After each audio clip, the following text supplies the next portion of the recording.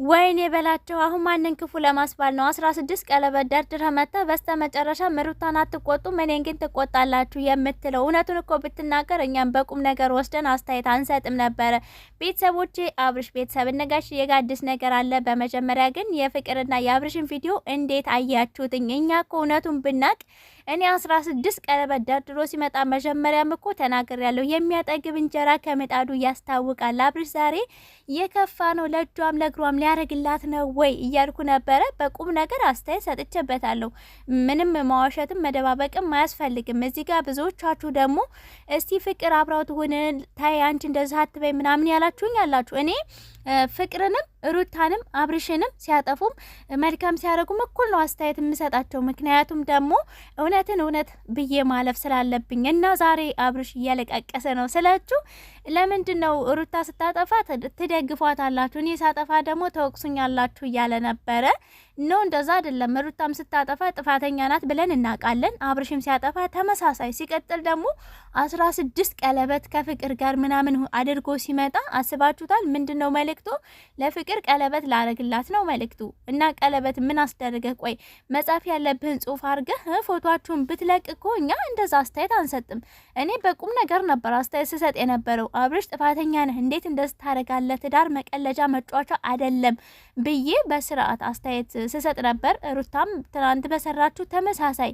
ይህን ያልሁበት ምክንያት ደግሞ ትዳር ቀልድ አይደለም ቤተሰቦቼ፣ ቀለበት ወይንም ፊርማ አይደለም፣ ልብ ላይ የተመሰረተ ትልቅ ቁም ነገር። በቀልም በበቀል ሾህም በሾህ እያደረጉ ነው አብርሽና ሩታ ያሉትኝ እና እንደዚህ አይነት ትዳር ደግሞ አይቼም ሰምቼም አላቅም። እኛ ደግሞ መማር ያለብን ሶሻል ሚዲያ ላይ ከሚለቁት ነገር እኛ እንማራለን፣ የምናይ ሰዎች አይደለ?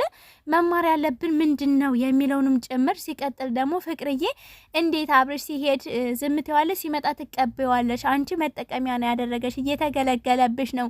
ራስሽን አስከብሪ፣ ሴትነትሽን አስከብሪ ብዬ ነው አስተያየት የሰጠው። ገባችሁ አይደለ? ይሄን ያልኩበት ደግሞ እሱ ፖስት ካረገው አንጻር ነው። ቤተሰቦች እናንተ ሊከፋችሁ አይገባም። ለምን እኔ ሴት ነኝ። እኔ ላይ እንዲደርስብኝ የማልፈልገውን ነገር ነው ለፍቅር አስተያየት የሰጠዋትኝ። ልዩነቱ እኔ በቪዲዮ ወጥቼ አስተያየት እሰጣለሁ፣ እናንተ ደግሞ ኮሜንት ላይ ትጽፋላችሁ። ገባችሁ አይደለ?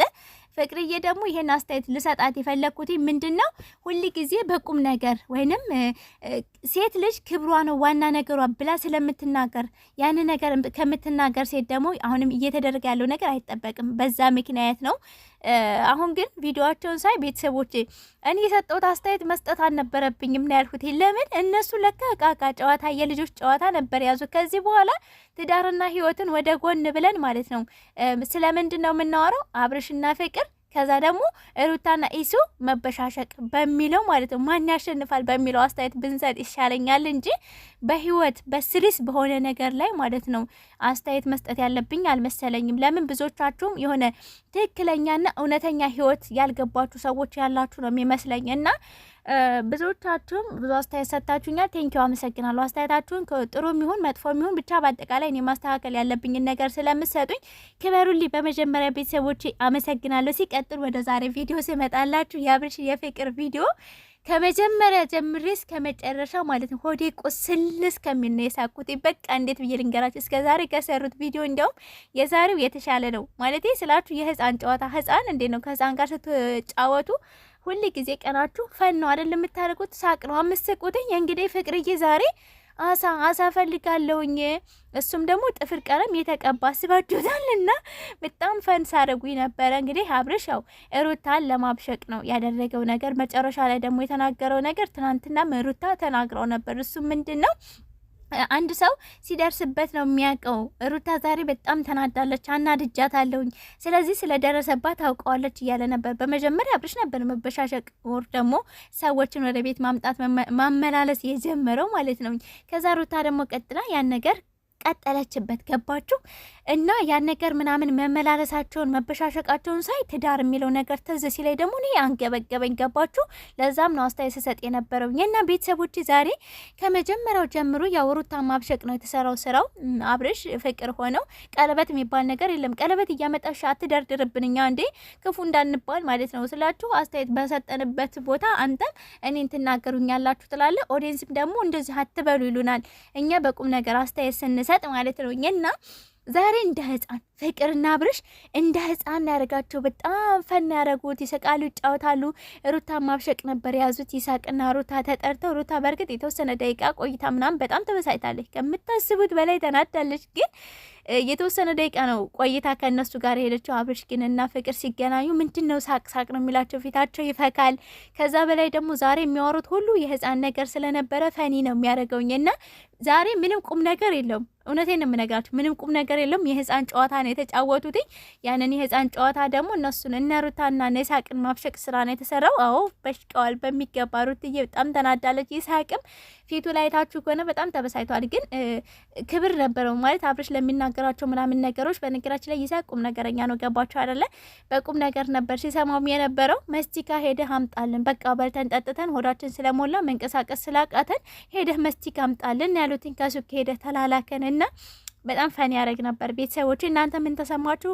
ኮሜንት ላይ አስቀምጡልኝ። አሁን ልክ ፍቅርና አብርሽ ማለት ነው በፍቅር ደረጃ አይደለም የምንገናኘው፣ ሩታን ለማብሸቅ ነው የምንገናኘው ብለው ቢነግሩን እኮ እኛ ራሱ ኃጢአት አገባም። የምር መስሎን አስተያየት ምንድነው ቪዲዮ ላይ እየሰራን እነሱም እየከፋቸው ነው። ኮሜንተሮችም ደግሞ እንደዛ አታድርጉ እያላችሁ ስለሆነ ማለት ነው። እና እኔ ጋር ችግር ያመጣው የነበረው ቀለበት ሲደረድር ነው። ቀለበቱን አመጡ ግጥም ሲያደርገው እኔም ተናግሬያለሁ። አብርሽ እልህ ገብቶ ነው እንጂ ለፍቅር የምር ቀለበት ሊያደርግላት አይደለም። ግን የሚያሳዝነኝ ነገር ፍቅር ላይ እንዲጫወትባት አልፈልግም። የራሱን ህይወት የሚስቱን ህይወት አበላሽቶ የፍቅርን ደግሞ መድገም የለበትም ብዬ ነው አስተያየት የሰጠሁት እንጂ ፍቅርን የሚነቅፍ ነገር አላደረኩኝም። ገባችሁ አይደለ? እናንተም ደግሞ አንዳንድ ጊዜ ወይ ሙሉ ቪዲዮን ተመልከቱ። አስተያየት ለመስጠት የምትቸኩሉ ሰዎች ነው እየተናገርኩ ያለሁት። ቤተሰቦች ዛሬ ሩታ በሽቃለች፣ ይሳቅም የተወሰነ ተናዷል። ፍቅርና አብርሽ ደግሞ ፈኒ አድርገዋል። ሲቀጥል እነ ጋሽዬ ጋር አዲስ ነገር አለ ብያችሁ ነበር። ዛሬ ኤፊ እንግዲህ ጋሽዬ ወደ አዲስ አበባ ሊመጣ ነው ቤተሰቦች፣ ነገ አዲስ አበባ ይገባል። ይሄ ማለት የሩታ ካናዳ መሄድ ተሰረዘ ማለት ነው። ወይኔ ጋሽዬ ግን ማለት ነው ሩታ የምር ከተሳካላት ካናዳ መሄዱ እኔ ደግፋታለሁ። ትሂድ ካናዳ እንዴ! ይሄ ድል እኮ የማይገኝ ነገር ነው። ግን ካናዳ ለመሄድ የሚገርማችሁ ነገር ማለት ነው ከ4 ዓመት እስከ 5 ዓመት ይፈጃል። ለዛውም በመከራችሁ ማለት እንደዚህ ቀላል አይደለም። ወይኔ ዱባይ ራሱ ለመሄድ ስንት ሳምንት እንደሚፈጅ ቤተሰቦቼ ቀላል አይደለም ካናዳ መሄድና ሩታ 3 ቀን ያላትኝ ካናዳ ለመሄድ ተናግራለች። ትናንት 4 ቀን ነው ብላለች። ዛሬ ሲነሳ 3 ቀን ይቀራታል። ነገ ጋሽዬ ሲመጣ ከዛ ያው የካናዳ ጉዞ ይሰረዛል ማለት ነው። ሲጀመር መጀመሪያውንም ትኬቱ የዱባይ ሊሆን ይችላል፣ የካናዳ ግን አይደለም። ኢሱና ሩታ የምር ዱባይ ሄደው ፈን ሊያረጉ ቪዲዮ ሊቀርጹ ነበር የመሰለኝና ግን ጋሽዬ ነገ ይመጣል። ጋሽዬን ግን ስራ ላይ ባትቀላቅሉ ደስ ይለኝ ነበር። እውነት ሁሉ ጊዜ እናገራለሁ፣ ቤተሰብ አታስገቡ፣ ብቻችሁን ራሳችሁን ችላችሁ ስሩ እያልኩ ነበር። ነገር ግን የአብርሽ እናት ታማለች። በጣም ማለት ትልቅ ደረጃ ላይ ይደርስልኛል ብላ የጠበቀችው ልጇ በእንደዚህ ደረጃ ሲሆን በጣም አዝና ታማለች። ጋሽዬ ደግሞ ነገ ወደ አዲስ አበባ ይመጣል፣ አዲስ አበባ ይገባል። ከዚህ በኋላ አብርሽና ሩታ ቀጥለጥ ብለው ቀጣይ ህይወታቸውን ያስተካክላሉ። ካናዳ የሚባል ነገር የለም ተብሏል። ቤተሰቦች ያው እኔ ልንገራችሁ ብዬ ነው። መቼም ነገ ተነገ ወዲያ ደግሞ የምናየው ነገር ይሆናል።